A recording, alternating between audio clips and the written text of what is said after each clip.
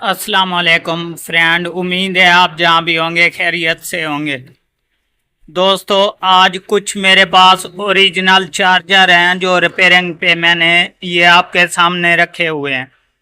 तो इनमें अक्सर जो प्रॉब्लम है ना, वो अभी इंशाल्लाह मैं आप दोस्तों के साथ शेयर करूँगा कि हम जो है इसके आईसी वगैरह भी चेंज कर देते हैं, जो कि इसके ये वाले छोटे आईसी जो कि मैं आपको अभी दिखा रहा हूँ, ये देख लें।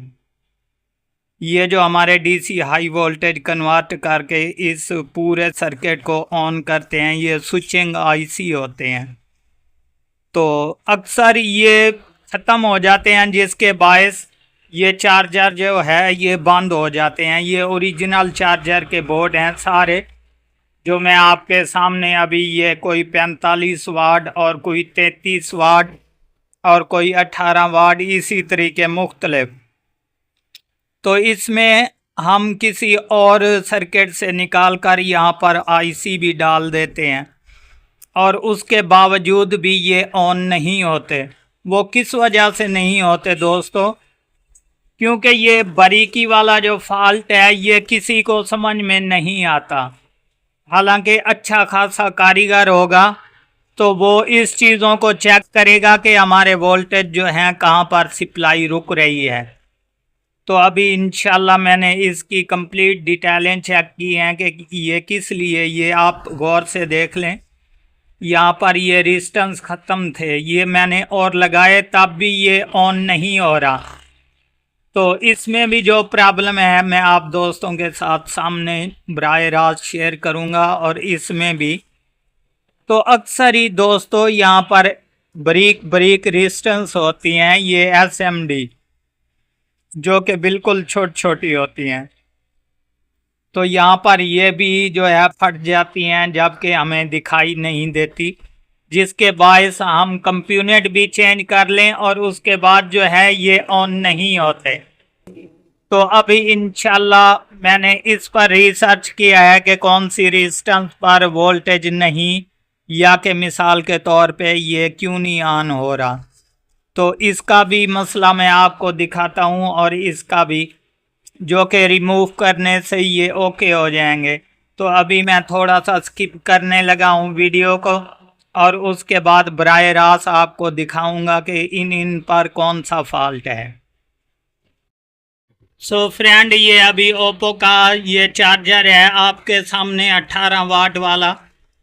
तो इसमें आप ये गौर से देख लें, यहाँ पर ये 220 वाली रेजिस्टेंस लगी हुई है जहाँ पर मैं निशान लगा रहा हूँ।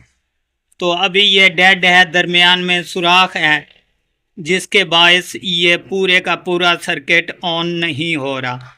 तो इसके बाद रहा ये दूसरे वाला, इस पर भी मैं आपको चेक करवा देता हूँ कि इसका ये वाली जो रेजिस्टेंस थी ये मैंने लगा दी, तब भी ये ऑन नहीं हो रहा। तो किस वजह से नहीं हो रहा दोस्तों? यहाँ पर देख लें, जहाँ पर R17 लिखा हुआ है, ये आपके सामने अभी गौर से दिखा रहा हूँ, ये देख लें। यहाँ पर 4700 रेजिस्टेंस के ऊपर लिखा हुआ है 4700। तो ये भी आप गौर से देख लें, ये दरमियान में अभी फट चुकी है, जिसके बायस ये सर्किट जो है ये ऑन नहीं हो रहा। तो जैसे ही दोस्तों हम ये वाला आईसी जो कि स्विचिंग वाला होता है ये चेंज करेंगे, इसके साथ ये भी कंप्लीट हमको चेंज करनी पड़ेगी, ये आप गौर से देख लें। तो बिल्कुल ये सर्किट जो है ओके हो जाएंगे।